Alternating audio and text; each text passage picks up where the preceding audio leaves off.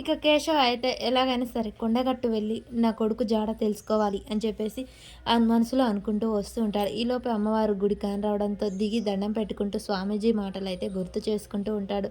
నీ కొడుకు ఆచూకీ తెలవాలంటే కొండగట్టు ఊరికి వెళ్ళి ప్రయత్నించండి, అక్కడ తెలుస్తుంది అని చెప్తాడు. సరే స్వామి అని కేశవ అంటాడు.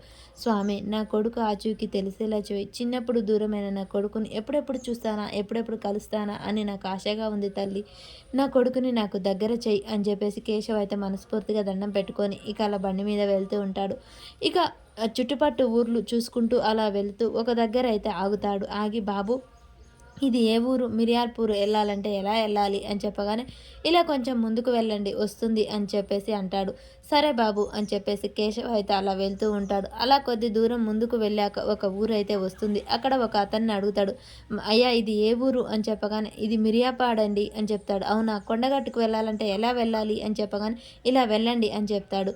ఇంతలోపు ఈ కొండగట్టు అనే ఊరు ఎక్కడ విన్నాను అని చెప్పేసి చంటి మాది కొండగట్టు అండి అని చెప్తాడు. అవును, ఇది చంటి వాళ్ళ ఊరు కొండగట్టు కదా. చంటి వాళ్ళ అమ్మని కలిస్తే నా కొడుకు గురించి ఏమన్నా ఆచూకి తెలుస్తుందేమో, ఫస్ట్ ఆమెను కలవాలి అని చెప్పేసి కేశవ మనసులో అనుకొని ఇలాగండి వెళ్ళేది అని చెప్పేసి అడిగి ఇక వెళ్తూ ఉంటాడు.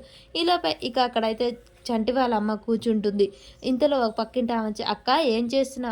రావే, నీకోసం ఎదురు చూస్తున్నాను. ఏంటి ఈ మధ్య అవపడట్లేదు? లేదులే అక్క, ఏరే ఊరు వెళ్ళాను. మన చంటి వచ్చాడా? లేదు, అక్కడే ఉన్నాడు. ఎలా ఉన్నాడంట? చాలా బాగున్నాడు. అలా అయ్యగారు అయితే మంచిగా చూసుకుంటున్నారు సొంత కొడుకులాగా అని చెప్పేసి అంటుంటుంది.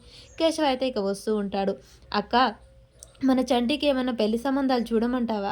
చూడు, కానీ అలాంటి ఇలాంటి సంబంధాలు కాదు. నా కోడలు ఎంత అందంగా ఉండాలి అనగానే అంత అందంగా ఉండాలక్క. అందం అంటే మనిషి రూపంలో కాదే, మనసు రూపంలో. నా కొడుకు మనసును అర్థం చేసుకోవాలి, నా కొడుకు మనసును ప్రేమించాలి, నా కొడుకును ప్రేమగా చూసుకోవాలి అని చెప్పేసి చెప్తూ ఉంటుంది సత్యవతి. ఇక పక్కింటి అక్క చూసి నవ్వుతూ, అక్క నీ కోడల్ని వెతకాలంటే ఒక చేతిలో తుపాకీ, ఒక చేతిలో కాగడ అనగానే కాగడ ఎందుకే, మరి చూసిన అమ్మాయి పెళ్ళికి ఒప్పించాలంటే తుపాకి ఉండాలి కదా అనగానే సత్యవతి నవ్వుతూ ఉంటుంది.